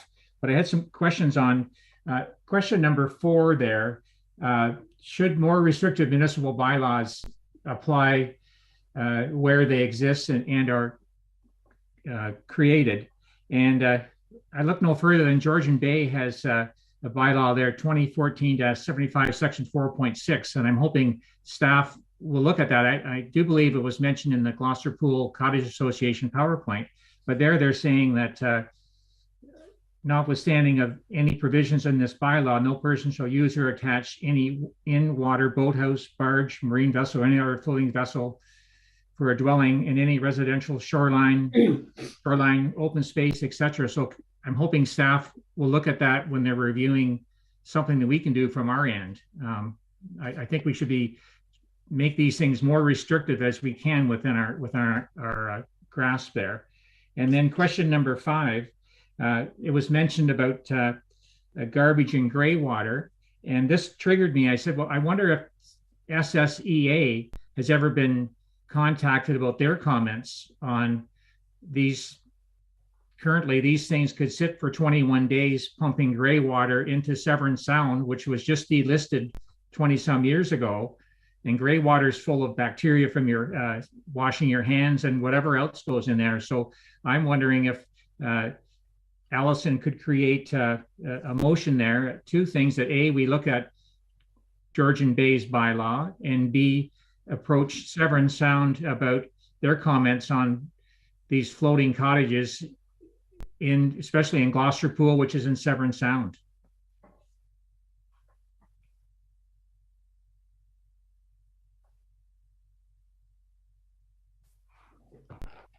And that's what I have for now. Allison? Thank you. I'm drafting the motion. Thank you. Did you have something, Member Coxwell? No, I'll wait and hear what the staff have to say. I'm happy with the answers that the mayor sent there as well. And that was a good meeting. And I did speak to Member Chambers at the opening of the 100th anniversary of the hospital there. And he said, stay tuned. There's more happening with Transport Canada and Ministry of the Environment. But I think we miss an opportunity for Severn Sound to make their comments there.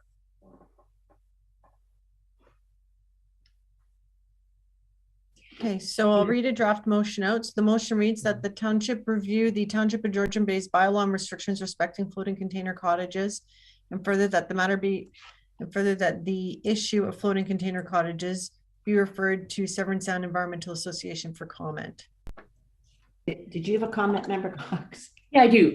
Through the chair. I think if it's possible, I would like these comments and our motion to go to be forwarded to Tiny and Tay and Midland and Penetang, because I know Tiny Township's already had issues with it and has contacted our staff about it.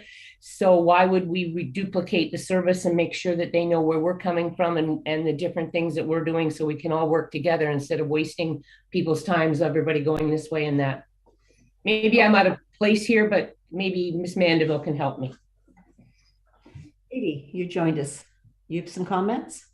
Thank you, Chair. I just wanted to share with the group that Tiny and Tay Township both did receive a copy of these comments. Thank you. And Tay Township essentially duplicated the exact same comments that Mayor Mike has provided on this ERO posting. Tay Township indicated they were not commenting, as far as I heard, on the posting. And unfortunately, I didn't really have any conversations with Midland and Penetang. on the matter, but certainly staff is in consultation with our other neighboring municipalities as well.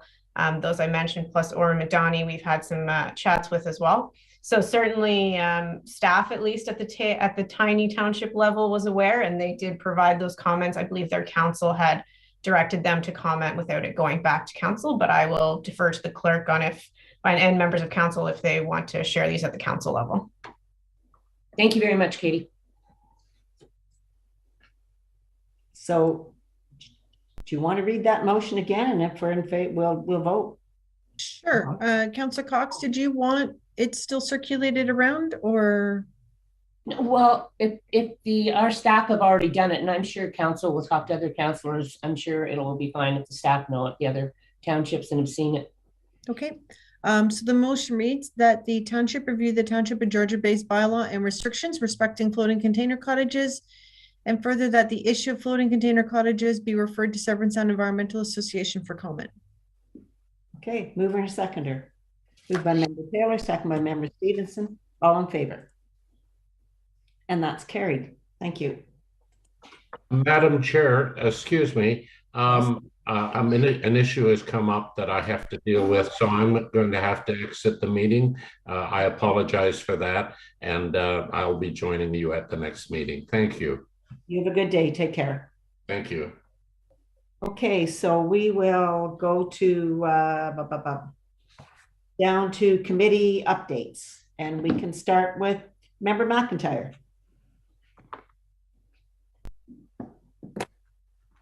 Thank you, Chair. We had a culture and rec meeting that we had last night. It was a long one, multiple questions, lots of good questions and lots of good dialogue. With respect to the results of that, we've got some work to do there. As far as Washago, Member Cox and I are going to get together and try and entice the merchants in the village of Washago to join a club.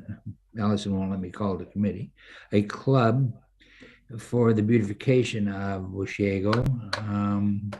I think in the main, everything's going well. The art club is very active, and they're now way back in our building. And I don't have very much else to say about what's been going on. Everything's running pretty smoothly there. Thank you. Member Stevens. Member Stevens, just, yep. Thank you. I have my monthly meeting with the area library on a regular basis, and also another meeting to do with the finances, and as well as a third meeting every month with SSEA. Okay. Member Cox. Just a second. Okay, on April the 4th, we had a Lake Country meeting. Spring Flavors will be running from April 22nd to May 7th, and in our township, the Riverside Hideaway and the Blue Moon Junction are participating in it. We finished our strategic plan, and it will be coming out for Lake Country, and we have a great new vision statement and mission, taglines, and our values. We extended our municipal accommodation tax from Aurelia agreement until 2023. Our page views and our hits on our website and our Instagram have gone up to almost what they were in 2019. We had, I went to a large park webinar on how to organize large parks and what they would do in our community. In the BIA, we received grants from Simcoe County Tourism for strategic plan. And I'm sure Deputy Mayor will talk about, Member Dunlop will talk about the other one, Steampunk, and the theme this year is travel. And they got a grant. And what they did was each restaurant in Coldwater will represent a different country, and there'll be passports, and the people can visit the restaurants and have them stamped. And I think they have a prize after. Steampunk is August 6th, and Transfigure Night is August 5th. We had an Easter egg children's hunt, and it was a great success. We had over 140 children. It was a great day for everyone. The stores decorated all their windows and handed out chocolate eggs and bunnies. The adult Easter egg hunt in the participating stores went very well too. We're now getting ready for the duck race, which is on May 28th, and they're decorating their windows and are selling duck tickets for the Lions Club. After that, the next big event is June 4th, our giant garage sale. We have 2 new businesses in Coldwater, Puzzles and Pastimes, and Cottage Dog Store, which will open on May 1st as Terry Henry is retiring on Friday. Interestingly enough, CTV interviewed Terry. It was really nice. That was Sunday night. And then Monday night, they interviewed the clothes hanger at the Presbyterian Church. So that was 2 good calls out for Coldwater. The Chamber Advocacy meeting, I'm the chair. We're doing a provincial candidate meeting on May 19th at the Aurelia Council Chambers. Faye McFarland is the moderator, and all registered candidates in any party can participate. The time is to be confirmed, and the chamber will invite and send out the candidates the questions. The port opening is on May 12th, 7 p.m. And then chamber has Christmas in June, Halloween in July, and the pirate party in August. A lot of things are going on. The other one is if anybody's interested or knows, the chamber continues to provide the rapid antigen tests for businesses regardless of their membership. So if you know a business that's in Severn or anywhere that they will give you free antigen rapid tests there. On June 10th to 12th, the Springboat Cottage and Green Energy Show is at the Port of Aurelia.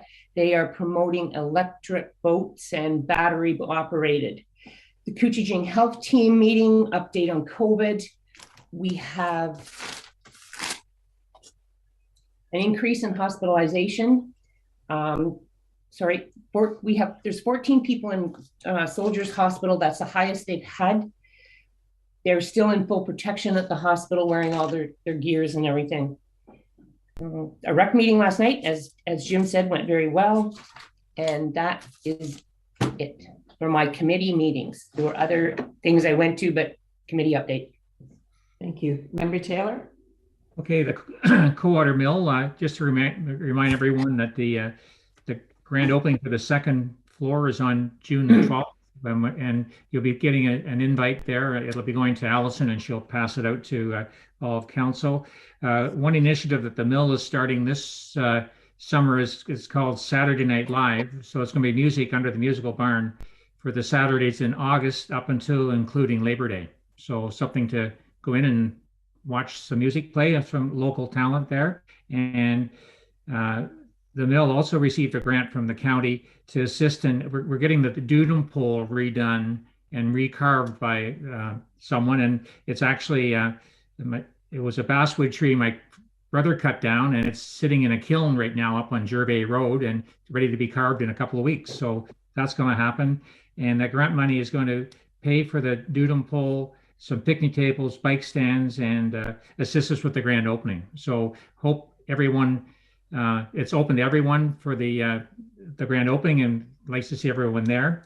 Segbay met yesterday, and the bridge reopening celebration has been changed from June the 11th to June 25th, trying to get the logistics done there to get Parks Canada on side, because that's where we're going to set some stuff up, and more to come there. And our AGM is actually this Thursday at the Cowater Grill in Featherton. And Sarah is hoping that everyone will come. It's $30 everything in, and you get a choice of a menu there. And she would ideally like to have answers by Friday at 5 p.m. And basically the agenda is 5:30 to meet and greet. The AGM meeting's at 6 and dinner at 6:30.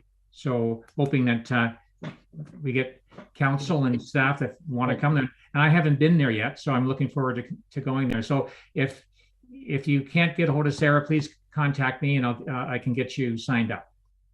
Thank you. Okay, Member Burkett.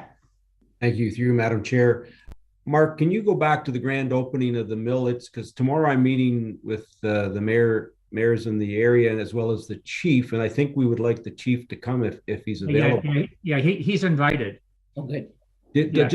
So is it June 12th, you said? Is that when it is? Yeah, it's June 12th from 1 to 4. 1 to 4. Okay. And I think Ted Williams has been invited, and we're working with some of his staff about other things, that we're using the correct artifact to make sure that we're not doing something wrong. So he is invited, and hopefully he's going to come, and we're hoping that you'll come too, Mayor Mike.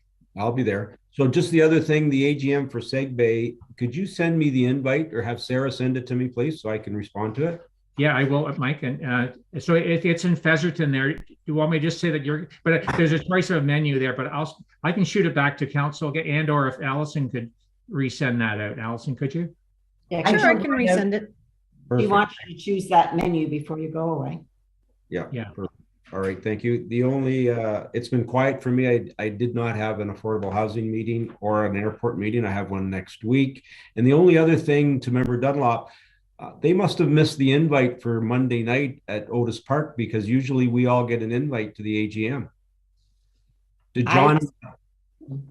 Sorry, go ahead. I'll bring it up on my report, okay? Okay, you go ahead. That's all I have. Thank you. Okay, so I sit on that grant task force at the county. The township received from the county approximately $66,000. So Cowater BIA for the review of bylaws got $1,500. Township of Severn got $15,132 for wayfinding signs. Beautification BIA got $4,000. Cowater Mill got $12,000. Washago Art Club got $3,500. Steampunk got approximately $12,000. And then the Mariposa Festival Foundation and Otis Park are joining together to do something out at Otis, and they got $14,000. So I had to step down on the one BIA because I helped submit the report. So I did what I was supposed to do, but I'm really happy to think that our township received approximately $66,000 in funding. So that was great. So Otis Park, I actually was there representing Jill because she was away. And so that's how I got invited. And I asked Chad if the rest of them were coming. He said, no, he just had invited, well, John was on the committee, so he was there. But I'll just, because John's left there, I sat through their meeting. So Otis Park have that main building, the roof's done now. They've got a mortgage for it. And the roller skating place, now that it's open and going full bore now, they're doing really well on that. And they do have that problem with them. They said it's just horrible. It's mostly the girls and they just will mouth anybody back. It doesn't matter whether it's, well, would be one of the staff that are trying to bring them under control, but it's really bad. It's actually disgusting that. And the one girl said, yeah, this girl's mother was even there. And she said, what do you want me to do about it? So it's horrible. So I do think it's the police that need to be contacted. So I won't go any more about that. So at county, we did the review for the libraries, and I was actually disgusted with what happened. We sat on our main meeting and there were three options that we'd hire a consultant to bring to us. There were three options. We chose the one, stay status quo, cherry pick good ideas from 2 and 3. We went back to that meeting last week. The whole thing had changed. Staff had completely changed what we had voted for in the very beginning and completely decided to ignore the consultant's report. Anyway, it went to county yesterday and it was voted to go with the way the staff had put it through. I don't know how it's going to go. They guaranteed us there was no downloading. And my question was, what about in 2 years then? And I was never answered on that one. So I don't know how this is going to flow. I can't see where there isn't going to be downloading. I don't know how we're going to be able to have our libraries the way they need to be. And the one thing that was brought up was county's supposed to be open to all these new immigrants and everything. And these new immigrants need books of different readings. And if you want that, you have to pay for that yourself now. So if we knew there were certain nationalities in our area, the county is not going to support it. It has to come out of our own. They also talked about big print and regular print. And to me, the big print is accessibility. And they've just totally said, we're not buying big print anymore. So it's up to you guys. So I don't know how this is going to roll out, team. We asked for it to come back and do the Coles Note version and bring it to council and have our CEO of our libraries and chair sit in with us and discuss it. And that was turned down. So I'm sorry, it was a recorded vote and I voted against it. But all we can do is see what happens. So I think that, the BIA, So we're happy to report that the money that our beautification was able to receive is going to enhance the arbors in Coldwater for the summer. It's all bees and butterflies. It's to make the downtown more viable and lots of color.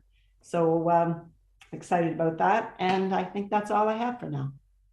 Member Burkett.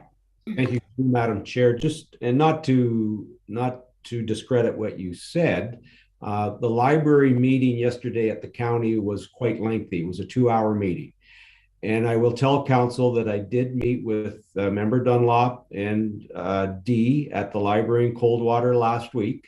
There was more to this story than what actually happened. There's going to be an investigation because somehow the confidential material that was in camera had leaked out. Somebody got a hold of it. It was, I guess, a problem with IT at the county, but there is going to be an investigation. I did, before I met with Member Dunlop as well as Dee, reach out to the county and ask the clerk whether I was in my right to meet, knowing that the confidential material had been leaked out. And when I arrived, I did say, we cannot talk about the confidential material, but that's not what I'm here to discuss. And I listened to some of the concerns that he had with our library. We have one library in Coldwater. And from what I gathered, and I did not vote the same way Member Dunlop voted. I voted in favor of the recommendation. And I feel that it is a benefit if you went through all the materials and the promises, and it was stated in a public forum that nothing was going to change. No downloading was going to be involved. If anything, it was going to enhance all the libraries within the county of Simcoe, because the main concern was the IT and the problems they were struggling with, and they were going to hire 2 new IT persons to work with our libraries throughout the county. The document's quite lengthy. I don't want to go into detail, but I see a win situation. We need to move forward. We need to move forward with technology with our libraries. Nothing is going to change. And that's what I gathered, and that's why I voted in favor of it. Thank you very much, Madam Chair. I'm just going to do a rebuttal to why I voted. We were asked years ago from the Ontario government to look for efficiencies. That's what this was all about. If there's an efficiency, find one. So as of yesterday, the county has taken 4 staff that sat in, there was 5 on that committee of the libraries. The main girl retired last year. So that meant there was 4 people in that division. They're not letting them go. They're going to integrate them in amongst the county. And my comment was, if we needed those people, why didn't we hire them at budget last time? So we still got those people there. Plus we've hired an IT, and plus we've hired a library CEO at the county for 2 years. And so my question still is, after 2 years, what's going to happen? Why are these people only there for 2? And then what do we do with them? So that's why I voted against it. Anyway, Member Cox, you've got a question. Yeah, I do. It's kind of confusing because I read the KPGMG report and I read all the questions, and I read option 3 that the consultant had put forward. And then there was the thing that if you're dissolving a library board, it takes 2 years to do it. Is that what the 2 years is about? They're going to dissolve the library board? I wouldn't get an answer to that, Member Cox. And that's what I said. What's happening after 2 years? Why are we letting a new CEO at the library at the county go and an IT person? Okay. Yeah, we wait 2 years and then it's dissolved. Well, because I kind of think that moving ahead is good. And I also realized that when I read that the library in the county costs us $16 million a year. And I'm sure there are efficiencies that are founding. And I guess what is happening is they really have to look at $16 million, because bottom line is, it isn't the county that's paying that. The bottom line is we're paying it. Every single person is paying it. And I was very surprised that what Bradford, West Willamberry, and Innisfil were so against disbanding it, because they have the highest tax rate. So they're actually supplementing the North. You would think that they would have been happy to have their own library. And the other issue is years ago, when I was on the board, we had issues like this come up, and that union boards were suggested, which do make sense. So it would be something like, at that time it was Own Sound was the lead library and the smaller libraries just joined. So everything stayed the same, but it also revitalized the libraries and got more new technology in and more staff that could help out the smaller libraries have more programs and do more programs, because we don't have the amount of staff that the larger ones do. That's just my take on it from reading and being at the meeting. So I would have liked that come back to our council. We brought wastewater and water, we brought fire, but they were so adamant that that be passed yesterday. Like there was no, and like you just said, Innisfail and Bradford West, they've got the most population, and they were against this. So I can't understand why. There was a ton of information, a lot to be read. And just go back, where did you get that the libraries cost 16 million?